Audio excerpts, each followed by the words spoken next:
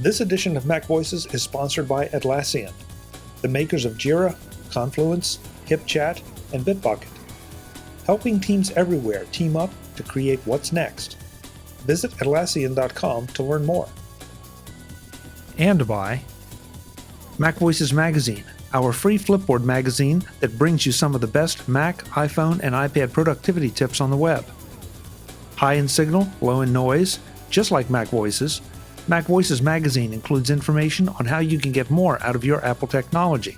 Subscribe at MacVoices.com/magazine or search for MacVoices Magazine on Flipboard. Welcome back to Mac Voices. This is the Talk of the Mac Community, and I'm Chuck Joyner. Folks, the road to MacStock continues. We're all looking forward to gathering in Woodstock, Illinois, outside of Chicago in July to meet new friends, meet old friends, get together and hear some really great speakers and gather up a lot of great information so we can come home and then implement all of that wisdom. At least that's the plan. This time around, though, I wanted to introduce you to Tom Piper. He is of the Apple User Group Advisory Board. And Tom, something tells me that you're going to be talking about user groups at MacStock. Yes, Apple user groups. Something that used to be a big thing with Apple Computer in past years, and not so much, but it's a big thing for us. And we still have some 1,100 Apple user groups around the country, so that's some of the things I want to be able to talk about. So do you plan to be talking about what Apple is doing with user groups at this point, or is it more profiling the independents out there that are offering resources to their communities? Well, what I hope to do is talk a little bit about the history of Apple user groups. Where did it start? Where are we today? How do you become an Apple user group?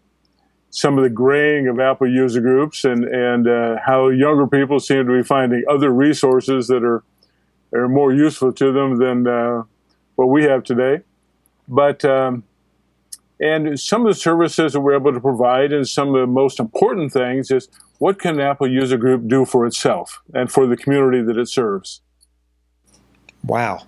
What it can do for itself. That's really interesting. I'm going to look forward to hearing about that part because it does represent a little bit of a challenge. It seems like, as you said, that the younger people are not moving into user groups the way they did, and because they're at one point it's really, when you look at the history of it, it's interesting.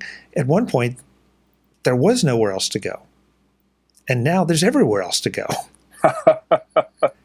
That is part of the problem and part of the opportunity, and we try to use some of that else, what with the user group and whatnot. And I remember when we first started up, and I started my user group 32 years ago, and in looking at that, we have the same purpose today that we had 32 years ago, and that is to help people get the best out of the Apple investment they have. And of course, we called them Macintosh user groups at that time because that's where it all started. And I started ours in December of 1984, shortly after the Mac came out. And today we continue to have that, but I think the average age of our user group is probably in the mid-50s. Our oldest member is 92. Wow. But we do have one young member. He's 32.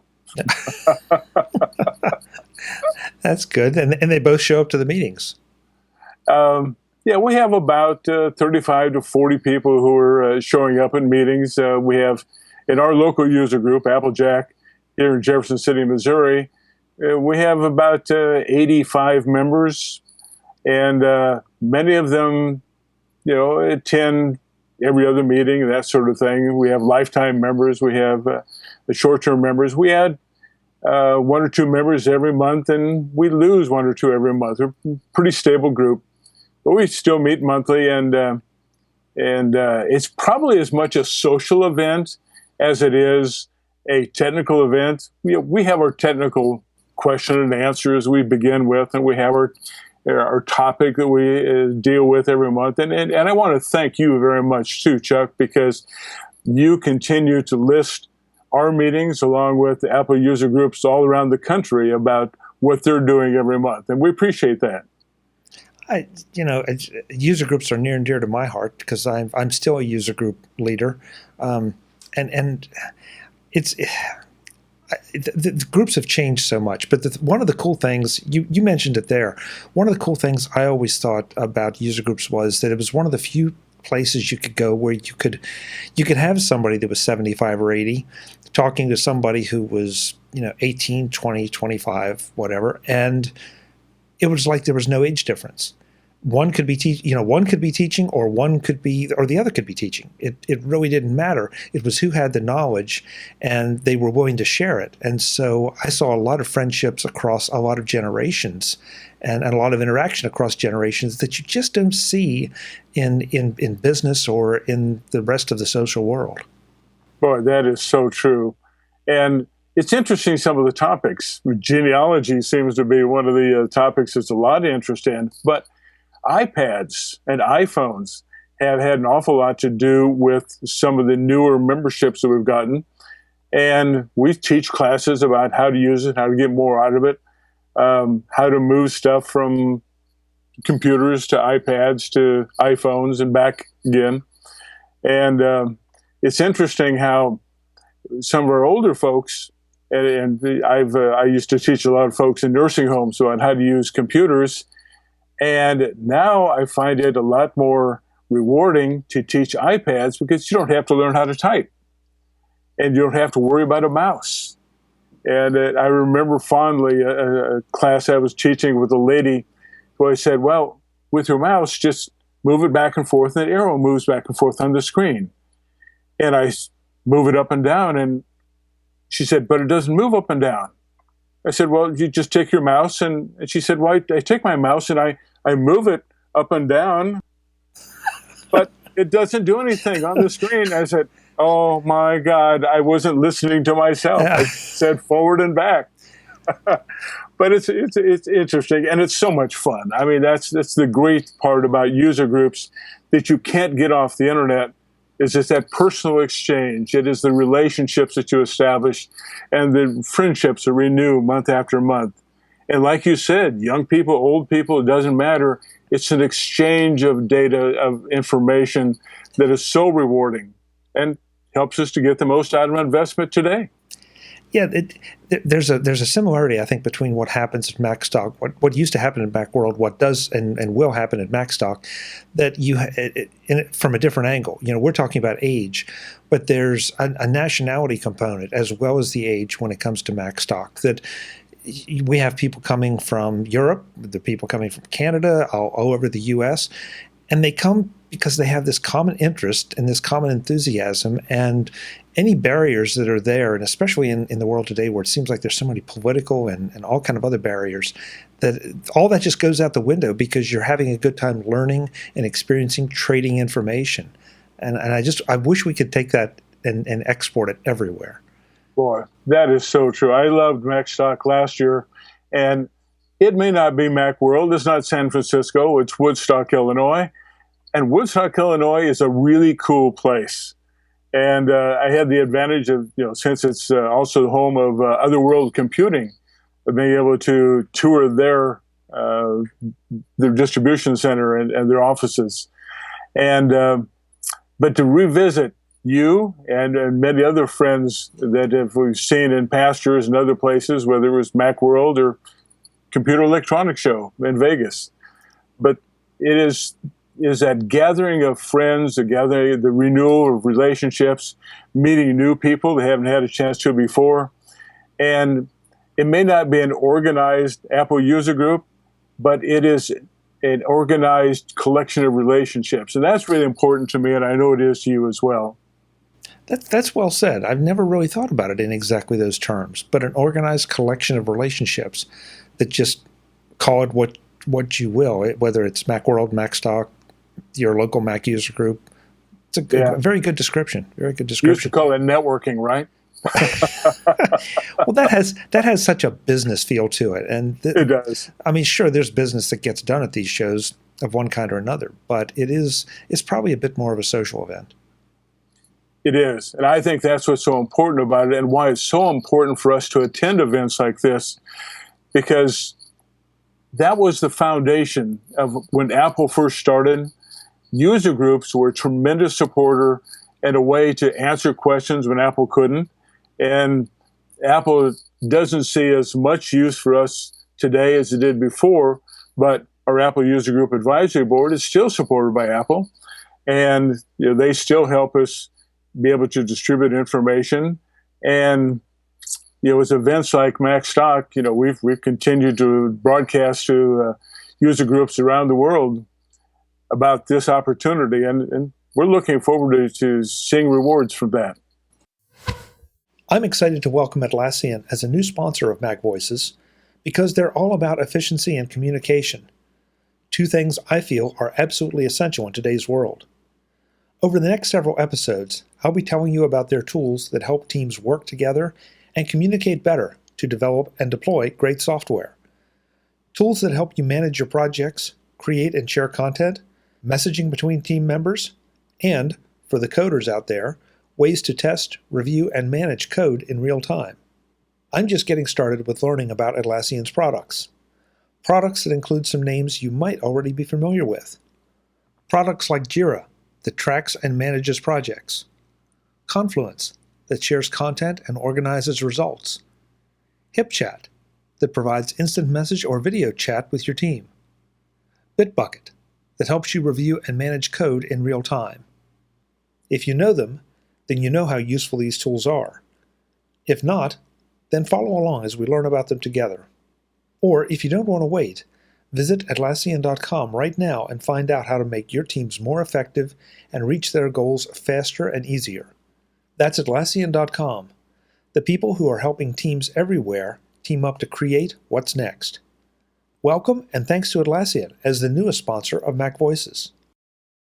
Yeah, well, I'm so glad to see user groups represented at MacStock. I know you were on stage last year. This year you're on in a bit more formal presentation setting, and I think it's just it remains a very, very important part of the community, no matter how it's evolving. It's still a very important part. I love the diversity of the topics I'm seeing at MacStock too. Yeah, there's going to be a lot of interesting stuff.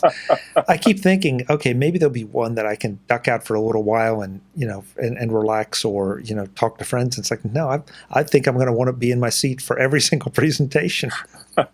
I'm hoping this year that someone takes the opportunity to videotape as many presentations as possible. Not that that's a substitute for being there personally, because I really encourage people. I mean, it's so inexpensive to be able to go, and there's so many incentives to go. But it'd be a good thing to be able to keep an archive. Yeah. And, I'm not doing a real good job because I keep saying the road to MacStock, and we talk about MacStock, but the Midwest Mac BBQ is happening in conjunction with it. And that's going to be at least as much fun, if not more. And it's barbecue. So what more do you want? And we hope it doesn't rain this year. Yeah, well, okay, so we got a little wet last year. It didn't matter. Everybody still had a good time, and the food was still good. And, it certainly didn't break the party up early, I'll tell you that. Oh, no. And we had tents to be able to stand under, and the food was wonderful. Yeah, Barry did. What a great event. Yeah, Barry did such a great job. He hosted it he hosted it at his house last year in a rather large backyard. This year we're going to be at the community college where MacStock is taking place, so the facilities will be different. And I hesitate to say better because I don't know how they could have been better last year, but they're going to be at least as good, put it that way. Wasn't that an incredible auditorium that they held it in? Yeah. Yeah. Again, Mike Potter, they found the ideal location for this, and my mind boggles at just how well they did last year. And there's nowhere to go but up. I mean, it feels like there's almost nowhere to go but down because it was so good. But I think they have a couple tricks up their sleeves. I hope so. Mike did a good job of organizing. Tom, something you're obviously. An experienced, there's a word. You're an experienced user group leader, like I am. And like so many groups I still see out there are, user group leadership is not something that you get for a year or two and then move on. It seems like people stick with it. And I have my theories about why that is, but why do you think that once people get into that user group leadership position, they tend to stay or want to stay? I think there's a number of different factors. Probably the first one for me is the ability to give back to the community, because the community has been so supportive of me. And I like to be able to share some of the information. I'm a techie anyway, and you know, they use all kinds of words. The old one used to be geek, and then there was guru, and there's other kinds of things. But it's being able to share knowledge, being able to see people blossom, to see their eyes open and get brighter and say, I didn't know you could do that. And I find that really, really rewarding. And some of the things that they're able to give back to me in terms of knowledge I hadn't even thought about. It's interesting. Earlier today, I was preparing the announcement for our annual picnic and putting together the agenda for it. And we always organize even our picnics.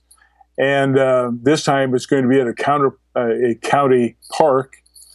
And, you know, just being able to get people there effectively, and their families and their friends as well, to be able to come and enjoy, once again, those relationships, those friendships, the warmth, so that they can be able to say that this isn't just something they attend monthly and come back and shake their head and go, oh, you're going to spend more money on that new gadget, aren't you?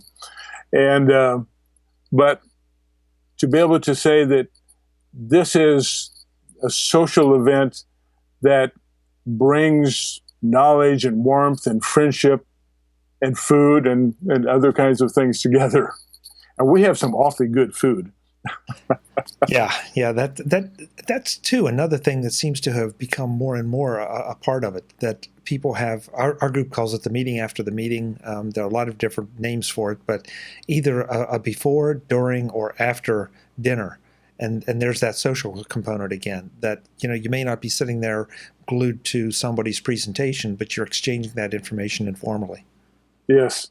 Yeah, we always have a dinner ahead of time of our officers, and then we have an hour of meeting, and then we have a break for about 15 minutes when we can, you know, we have a little snack, you know, a little liquid refreshment, you know, some cookies or crackers or things like that, and then another hour of presentation after that, which turns out to be about 45 minutes. And we still have door prizes that we give away. And so it's again, you know, we also get people during the break that come up and go, well, you know, I've got this little problem, and I didn't want to embarrass myself in front of everyone, because I thought, well, they probably aren't dumb like I am. And I'm going, you know, there are no dumb questions. Yeah, that's a line we all use, and yet people still feel like it. And, you know, it fascinates me. I mean, of all the things, of all the endeavors that we all touch on in our everyday lives, this whole computing thing, nobody's born with this. I mean, so somebody had to learn it somewhere along the way. You may have learned it younger, you may have learned it older, but you have to learn it. Yeah, it's amazing. You know, my son is also a lifetime member, but he no longer attends meetings because he has his own family. But he spends every day in his home. He actually works for Proofpoint, which does email security, a company out of California, actually. But he does his business out of his home. And yet, every day we communicate back and forth. And, you know, when I send out a note, he says, well, of course I'm coming to the picnic, just so I can see all my old friends. And some of those old friends, you know, he grew up in this. You know, he's 30 years old now. And like I said, we've had the user group for 32 years. And it's just a way of life. Every time I talk to somebody about user groups, I learn something. And that's another factor that I never really thought about, that there are a lot of people, kids, younger people, that started in, well, no, scratch that, older people that started in user groups, and now they've moved into, well, they've added a few years experience, let's put it that way. And yet they keep coming back, or, you know, we hear from people that they were kids then, now they're business people. And like you say, you know, they get caught up in that age where they're having families and other responsibilities, and they can't quite make it as often, if at all. But they still express a fondness for those times and an appreciation for what they learned there. Absolutely. And it is, it's a great fondness. We get, people during the holidays, for example, who bring their kids. Well, their kids aren't kids anymore. They're grown adults with their own children, and they'll bring them back to the meetings. If it's close to a Thanksgiving or a Christmas or other holiday, and it's like renewing old friendships. They're going, yeah, I remember when Mom and Dad used to go to those things, and they come home and they talk about all these new products, and now we're using those new products, and they teach us some things from time to time. Yeah. Well, I'm looking forward. I'll repeat it. I was so happy to see Apple user groups represented on the MacStock agenda this year, and I'm looking forward to seeing what you have to say about the past, present, and future of user groups. So it's going to be a lot of fun, no question, and maybe sharing some barbecue too. Yeah, I'm looking forward to it a great deal. Looking forward to seeing you and to being able to share opportunities about Apple user groups with many of the attendees. And they've got some good ones out of Chicago and the Woodstock area. Oh, absolutely. Absolutely. Tom, every time we talk to one of the speakers here on the Road to MacStock, I've been talking about some of the things that they do with their tech and what apps they use to do it. Before we started this interview, we were talking about the Mac Pro, and I'm curious what need the Mac Pro has fulfilled for you. What are you doing with it, and what are you accomplishing with it? Perhaps you're speaking of the iPad Pro? I said Mac Pro. Sorry. Yes, iPad Pro. Okay. I would love to have a Mac Pro, yeah. but it's got a lot of horsepower that I don't really need. No, I'm a great lover of the iPad Pro, and I've got the big 12.9 inch, and it's actually sitting to my left right now, and I use it as an extended desktop when it's next to my iPad or my MacBook Pro, and but it is also taken the place of my MacBook Pro when I travel. Not only do I watch movies on it, I'm actually using it for a lot of business things, putting together presentations, using it as presentations. I still have another consulting business in long-term care where I go to the state capitol a couple of times a month and give presentations there, and all I have to do with my iPad Pro is plug it in with a little dongle for HTML and plug it into the local projector or flat screen TV, and it does a wondrous job instead of dragging along a computer. And it is the other advantage is actually being able to access remotely my computer at home from my iPad Pro on the road, and using a number of different remote devices to do that. But I was an old AppleWorks lover. ClarisWorks before that, so I've now used Pages and Numbers for an awful lot of things, and it has been a valuable tool. Now that's I use a lot of other software as well. But those are fundamental tools that are like everyday things that are just part of my toolkit. And I'm not sure what to tell you about other things other than the fact that whether I'm putting together maps or putting together presentations or putting together, for example, just 2 days ago, I gave a presentation to a group in Connecticut, doing it by Skype, just as you and I are working with Skype right now. And it's amazing what you can be able to do with the simple tools in using presentations. So long and the short of it is that in spite of the fact that I have a big 27-inch iMac on one hand, a 15-inch iPad here, this iPad Pro is just wonderful. And just between you and me, I love the Mini too, but my wife took it away from me, won't give it back. Okay, so I want to follow up on a couple things there. I think there's some very interesting aspects of this. First, you say it's taking the place of your MacBook Pro. Yeah. Is that something that did it just kind of happen, or did you sort of work to try to make that happen? It took a little bit of work at first. because I wasn't quite sure. On the road, most of the access I need is mail, email, or internet access, and Safari works just fine. The mail program works just fine, but I also need to be able to make presentations and to remotely construct things, whether they become written documents, or most of my documents also have various graphics and various things in them. And the latest edition of Pages and Numbers has really worked well. And that has allowed me to shift, I'd say 95% of what I do over to the iPad Pro. And the only reason I wind up accessing my MacBook Pro back at home remotely is to pick up files that I may have overlooked. And so it just, MacBook Pro is a great home machine, but doesn't have to travel anymore.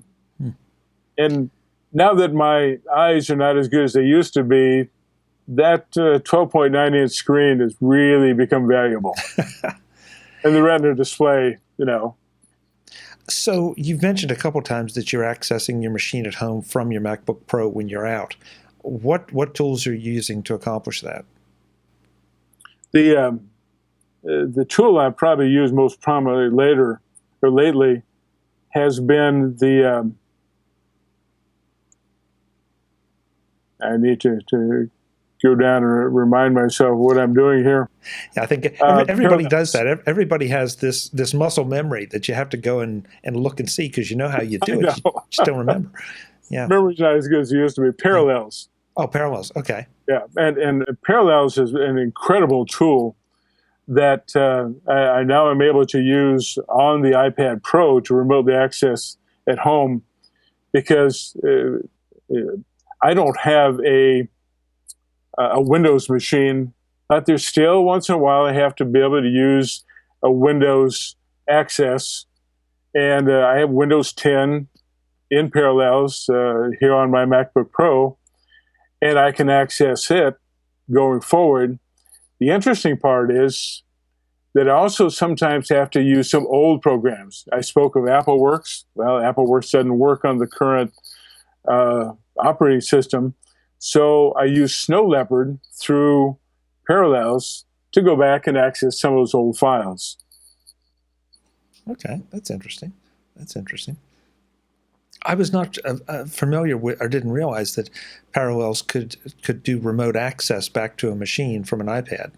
Yeah. I've got to go and look at that. That's interesting. I was expecting you to say something like screens, but I've used that in the past. But yeah. Parallels Access is the app that I now use on the iPad Pro. Okay, good to know. Good to know. You also mentioned that when you're home, like you are now, that you're using your iPad Pro as a secondary screen. And as we said before, that's through Duet? Yes. Okay. I use both Air Display and Duet. I really found Duet is a little bit more responsive for me, as long as I'm plugged in. Air Display works well if I'm wireless. Yeah, yeah. And I love the fact that you're just taking an HDMI adapter and plugging your iPad into the whatever the flat screen is that they have accessible, or a projector or whatever. I think a lot of people forget that you can do that.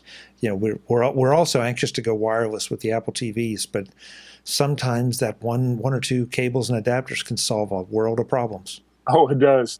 Yeah, at our user group meetings, we have a nice setup where we actually have an Apple TV plugged into our projector, and that way we can wirelessly do presentations from iPads, iPhones, and Macintosh computers.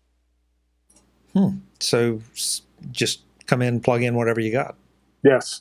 That's great. That's great. Yeah, it's worked out very well. So before we wrap this up, I want to make sure I give you a chance to plug your user group along with anything else you want to plug. Because if you're in Jefferson City, Missouri, you really should know about your group. Well, Applejac user group is been around for 32 years, and We meet the first Tuesday of every month at 7 o'clock. We actually use a local parochial school. They have an auditorium that we worked with, and we've taken all of our equipment, installed it there in their auditorium, so that we turn on a switch when we get to a meeting, and we're ready to go.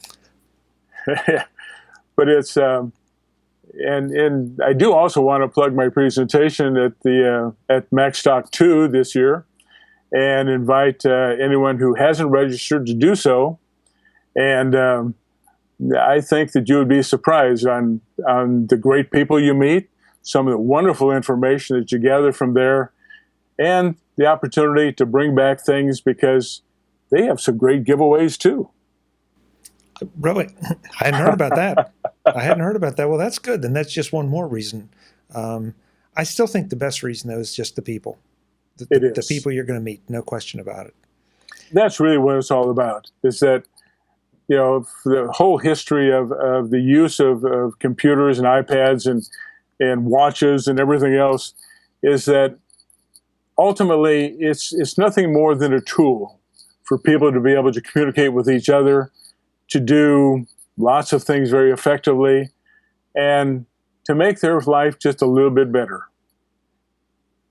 I think you just put the dot at the end of the sentence. Thank you. Tom, it's great to see you. Thanks so much. I'm looking forward to seeing you in MacStock, hearing your presentation along with everybody else's. We're going to have a blast. Thank you, Chuck. It's going to be a great time ahead. We'll see you there. See you there. And for everyone out there, come see us. There you go. The man said it. I'm Chuck Joyner. This is MacVoices. Tom's right. Come see us. We hope you do. Until the next time, and as always, thanks for watching. Visit MacVoices.com for show notes, links to subscribe, and to connect with Chuck on Twitter, Google+, Facebook, YouTube, Vimeo, SoundCloud, the MacVoices blog, the MacVoices Dispatch, our weekly newsletter, and on MacVoices Magazine, free on Flipboard that helps you do more with your Apple tech.